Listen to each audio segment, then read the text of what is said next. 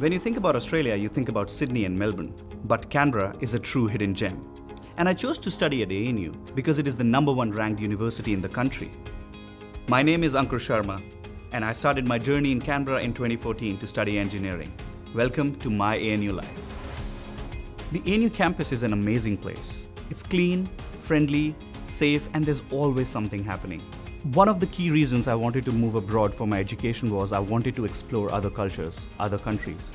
And being at ANU, I have met people from all over the world.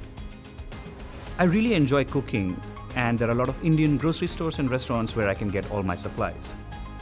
I think my parents were really proud of me when I graduated from ANU, and even more so when I got a job at ANU as a lecturer. ANU has one of the highest employability outcomes in Australia. They have a specific department to help all the students with job search, connecting with employers, preparing their applications until the last step.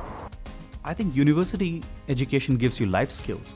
You will always learn the technical know-how, the subjects, the theory, but it teaches you how to work with people. It teaches you how to care for the world around you. It teaches you to take on the challenges that you will face in your real life. And that is something I've learned here at ANU.